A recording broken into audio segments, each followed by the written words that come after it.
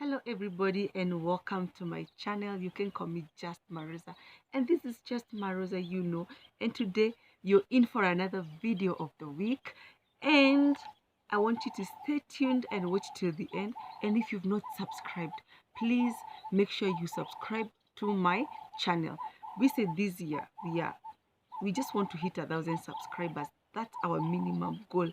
We can go as far as we can go, but 1,000 subscribers is the goal for this year. So make sure if you've not subscribed, you subscribe to this channel. So in today's video, I'm going to share about key lessons that I have learned that are very key in this life, and they have helped me grow and walk the journey of life, maintaining my peace, my calm, my joy, besides having things going on around me. So I'll go straight ahead to number one. One key thing that I've learned, and I have my notebook here, is that there are times you will have to walk alone in this life. Yes, guys, there are times in this life that you will have to walk alone. You will have to handle your stress alone. You will have to do life alone in order for you to grow in this life. There are times you have to walk alone. I go back, to the story of Job in the Bible. Not the story of Job, the story of Abraham. For a very long time, Abraham was waiting on God, and he kept praying so that he may receive his blessing. Apparently, God was waiting for Abraham to separate with Lot so that he can receive his blessing in full. So you might be there, you're praying to God, I want this blessing, and apparently he's waiting on you to separate with maybe a habit, maybe some company, maybe some family members, so that you can receive your blessing in full. But like Abraham, you're just there with your Lot, and until you separate, until you pull yourself away from the crowd, there's some blessings that you will never receive. I have tested it, I have proved it in my own life, and for sure it is a key lesson that I feel has helped me shape my life. Lesson number two. Lesson number two is that I have discovered that in everything that you do, you have to do due diligence. Trust me. You have to do due diligence, especially for us who are into the business sector. In everything you do, if you want to run a business, if you want to start an import business, whatever it is you want to do, you have to do due diligence. You have to know the pros and cons, the advantages and disadvantages of things. You have to do thorough research.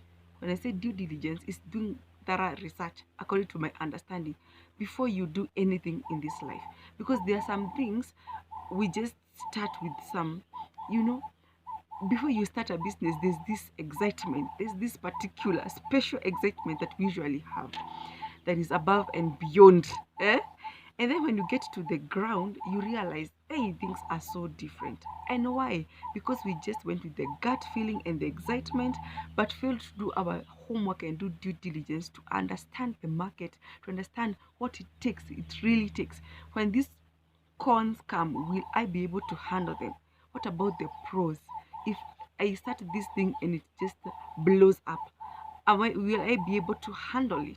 So sometimes it's good to do due diligence, not even sometimes, always, in everything that you do. Do due diligence before you get yourself into anything.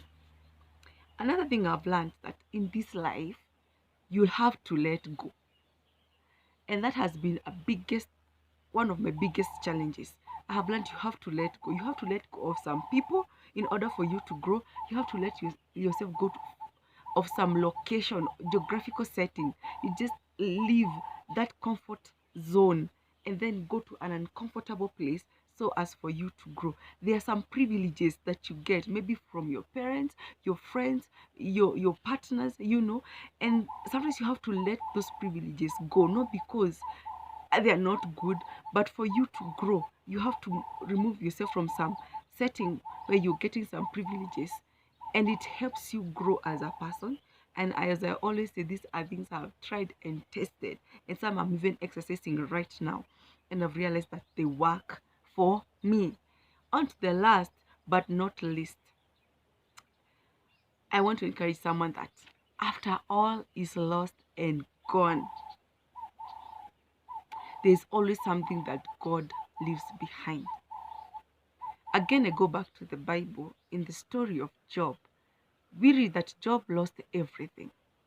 He lost his family, his, he lost his children, he lost his cattle, he lost his wealth, even his own health deteriorated. Okay, something like that. He lost even his health. He lost friends. Even his own wife asked him to turn his back on God, to curse God and die, because she felt like this is too much for a human being to handle. How can everything just be taken away from you? How can you just move from high above to such low places? But one thing that Job was left with, even after everything was lost, is praise. Because Job said, with nothing I came, and with nothing I shall return. Praise be to the Most High God. That praise also shows me that one thing that was left with Job is he had hope and faith in God. He knew that this God who took away these things is faithful enough to give me more, to replace whatever that he lost, because he's able. And that's what kept Job going until he sprout again. Again, I say there is hope for a tree that has been cut. It can sprout and grow again. Maybe in that situation where you feel that I have lost everything, I have reached my dead end.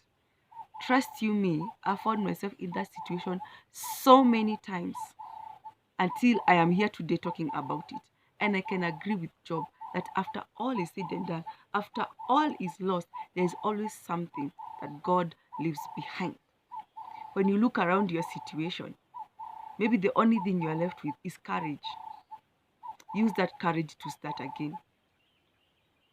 Maybe the only thing you have been left with is your children. You look at them, and that love you have for them is the only thing you have left to help you start again. It may not be ideas, it may not be money, it may not be a business. You may be left at ground zero with nothing, literally zero in your pocket. But look around you, search your soul, search your heart. You will find that there's one thing. Maybe like Job, it is only praise that is left in your mouth, praising God. Maybe the only thing that you have been left with is good health. Maybe the only thing you have been left with is life, that you are just alive. Use that life to start again. I promise you, there is hope. Don't give up. No matter how hard things may become, don't give up. It's a wrap, guys. Thank you for watching this video. I hope you've learned something from me. And until next time, it is see you and God bless. Bye-bye.